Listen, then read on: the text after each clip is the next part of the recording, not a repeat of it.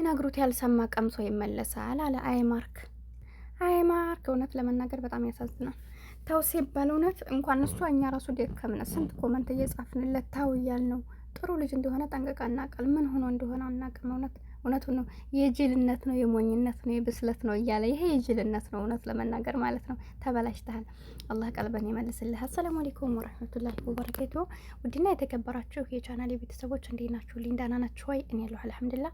ሰሞኑን እየጠፋው ነው እውነት ለመናገር ከትናንት ወዲያ ማርክ የሆነ መድኃኒት እንትን አልኩት ብላ መርዛው ወድቆ እያየሁት ወላሂ እሰራለሁ ብዬ ቪዲዮውን እንትን ብዬው ግን ሳልሰራ በዛው በቃ ደከመኝ። ታውቃላችሁ ረመዳን እየቀረበ ነው እንግዲህ ስራ ነን ሁላችንም እና እንደዛ ስለሆነ ያው ቢዚ ነበርኩ አልሰራሁም። ዛሬ ላይ በድጋሚ እንግዲህ ትናንትም እንትን ብለው ነበር። ያው እኔ አርፍጄ እየመጣሁ ነው። ለማንኛውም መናገር ያለብኝ ነገር ስላለ ነውና ማርክ እውነት ለመናገር እንደዚህ እንባ አውጥቶ ከማልቀስ ዛሬ ላይ ትናንትና ምንም ያልጎደላት ሚስትህን ተንከባክበህ ብትይዝ የምትለን ነገር ብሰማ። አንዳንድ ጊዜ ወንዶች ልብ የላችሁም። የእውነት ሲነግሯችሁ የቀኑባችሁ ይመስላችኋል። እኛ ለራሳችን ነው ለእኛ ብቻ ሳይሆን እናንተም ሰላም እንዲኖራችሁ ህይወታችን እንዲያምር ብለን ነው ብዙ ጊዜ የምንናገረው። ግን እናንተ የእኛን እንደ ጭቅጭቅ ነው የሚወስዱት። በጣም ብዙ ሰዎች ማለት ነው። በብዙ ሰው ህይወት ላይ የወንድ ልጅ ችግር ምንድን ነው? በቃ እኛ ስንናገራቸው ታው እንደዚህ አታደርጉ ስንል የሚያስቡት እነሱ በምንድን ነው? እኛ የቀናን ነው የሚመስላቸው። በቃ ሌላ ነገር አይደለም። ሰው በሚወደው ሰው ላይ እኮ ይቀናል፣ ችግር የለውም። ግን ደግሞ እንደዚህ ኩናችሁ ከምታለቅሱ ቆም ብላችሁ ማሰብ ልመዱ ማለት ነው። እና ለማንኛውም ሁላችሁም ቻናሌን ላይክ አድርጉልኝ፣ ሰብስክራይብ አድርጉኝ፣ አይከፈልበትም። ስደተኛ ታችሁ ነኝ እና ለሁላችንም ቢሆን በቃ ይሆናላ። የሰው ልጅ ሰው ነግሮት አይማርም። ታውቃላችሁ አይደል? በቃ መርቆ ይስጣችሁ። የእውነት ነው የምላችሁ። በዚህ ዱንያ ላይ ስንኖር ደስተኛ ልንኖር የምንችለው ደስተኛ ሆነን የምንችለው አንደኛ ያው ከፈጣሪያችን ጋር በመቅረብ ነው። ሁለተኛ ደግሞ የትዳር አጋራችሁ ሰላም ከሌለው ምንም በቃ ህይወታችሁ በጣም የሚያስጠላ ነው። በቃ ብዙ ጊዜ ጭቅጭቅ ካለበት፣ መደማመጥ ከሌለ፣ መረዳዳት ከሌለ፣ አላህ ያለለት ሰው ስታዩት እንትን የሚያስባችሁ ሰው ይሆናል። አይቶ የሚያነባችሁ ሰው አለ። ድምጻችሁ እኮ ወላሂ ማለት ነው ብዙ ሰው እኮ አለ በቃ ድምጻችሁ የሆነ ነገር ሲቀየርባቸው ፊታችሁን አይቶ ፊታችሁ ሰላማዊ ፊት ካልሆነ የሆነ መሆናችሁ ነው ብሎ ይረዳሉ። ግን ደግሞ አንዳንድ ሰው እያስረዳችሁት ራሱ የማይገባው ደምን ባያለቀሳችሁ ፊቱ ላይ ምንም የማይመስለው ሰው አለ።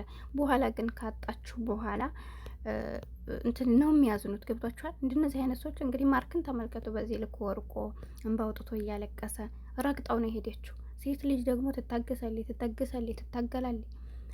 ግን መጨረሻ ላይ ከወንዶች በላይ እኛ በበለጠ በጣም ነው እንትን የምንለው የሚደብረን ማለት ነው። ከእናንተ በላይ እንሰበራለን። ሴት ልጅ ከተሰበረ ደግሞ ዙር አታይህም። በቃ ያ ነው። እና ስለዚህ አንተ እንደዚህም በወጥቶ ከማልቀስ ታው እያለች ነው ልጅቱ እንደማትረባ ጠንቅቀህ አውቃታል። በቃ ውሸቷ ራሱ አንደኛ ቤተሰብ የለኝም ትላለች። መጀመሪያ ቤተሰብ ስለሌለኝ አለ። ቤተሰብ ባይኖራት ከማንም ቤት ጥገኛ ትሆናለች። ማንን ብላ አስባ ነው ሄደችው ወደ ኢትዮጵያ? ስትሄድ እኮ አንተም ብላ አይደለም አይደለም ለራሷ አምናበት ነው ሄደችው። ኢትዮጵያ ገብታ አስተካክላ ለመኖር ነው። ስለዚህ ለምን በዚህ ልክ? ከዛ በመቀጠል ደግሞ እሺ ይሁን ተብላ ተቀብላ በዚያ ቤት አብራ እየኖረች የሆነውን ነገር አይታችኋል። ወርቅ ጠፋይ ብላ ወርቅ ደብቃ እስር ቤት እስከ ማስገባት ድረስ። ለምን ከዛ አልተማርክም? እና እንደዚህ ከሆነ አሁንም ቢሆን በዚህ ካልተማርክ አንተ ፋይዳ የለህም ወደፊትም ቢሆንና የሰው ልጅ የዋህነት ማብዛት ጥሩ አይደለም። ዲራማ ነው እንላለን። ዲራማ ቢሆንም ዙሮ የሰው ልጅ በፕራንክ መካከል እውነታ እንዳለ ታውቃላችሁ። በቀልድ መካከል እውነታ እንዳለ ታውቃላችሁ። አለ አንዳንድ ጊዜ ፕራንክ ነው ብለው ያልፉታል እንጂ በጣም ውስጥ የሚሰብር ነገር ይሰራሉ ስነግራችሁ ማለት ነው። እና እኔ አላውቅም እንዴት እንደሆነ ወላሂ። እና በአሁኑ ሰዓት እንኳን ክፍተት ሰጥታችኋቸው በህይወታችሁ ላይ ክፍተት ፈልገው የሚገቡ በጣም ብዙ ሸይጣናዊ ባህሪ ያላቸው ሰዎች አሉና ይሄ ደግሞ ሚዲያ የወጣ ትዳር እኔ ለምን እንደሆነ አላውቅም። እኔ ሁሉም ነው በቃ ሰላም የለውም። እዚህ እነዚህ ለድራማ ብለው የሚሰሩትን ተዋቸውና ኖርማላዊ ትዳር ራሱ ማለት ነው።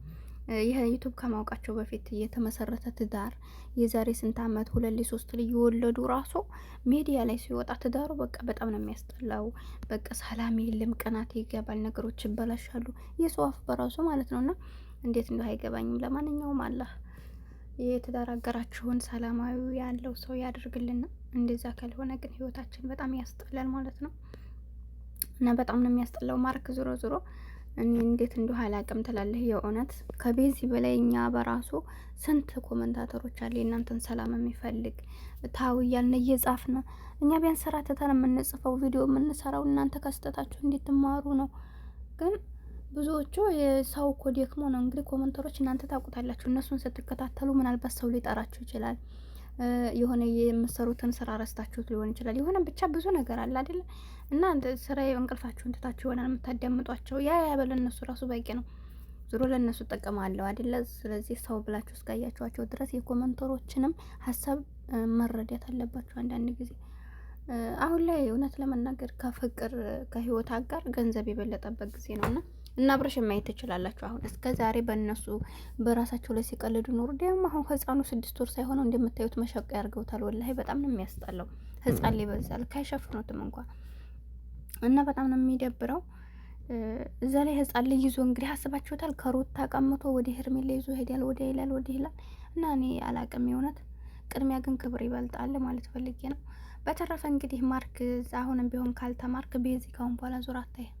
እሷ አቋም ሁላ ልክ ናት። ብዙ ጊዜ የማይሆን ነገሮችን ታው የምትለው ነገር በቃ ይፈጠርበታል። ብዙ ጊዜ ከተፈጠረ በኋላ ይቅርታ የሰው ላይ ቀድሞ ካልተጠናቀቀ ሰውን እየሰበሩ እንደገና ይቅርታ ልብን ይጠግና እንዴ ስታስቡት ነገ እንደዚህ አይነት ነገር እንዳልኳችሁ የዲራማ ነው ብላችሁ ብታስቡም እንዲህ አይነት ህይወት ያላቸው በጣም ብዙ ሰዎች አሉ። በቃ ሰብረው መጨረሻ ላይ እናንተ ተስፋ ከቆረጣችሁ በኋላ ከታመማችሁ በኋላ ይቅርታ ይሏቸዋል። ይቅርታ ማንንም አይጠግንም። ምናልባት ለጊዜው እንትን ልትሉ ትችላላችሁ። እናንተ አላህን ፈርታችሁ ይቅር ልትሉ ትችላላችሁ እንጂ የተሰበረውን ልባችሁን አይጠግንም። እና ወዳችኋለሁ። ቻናሌ ላይክ ሰብ እያደረጋችሁ አበረታቱ። በቀጣይ ቪዲዮ እስከምንገናኝ ሂቡ ነኝ። ሰላማችሁ ይብዛልኝ። አሰላሙ አለይኩም ወረህመቱላሂ ወበረካቱ።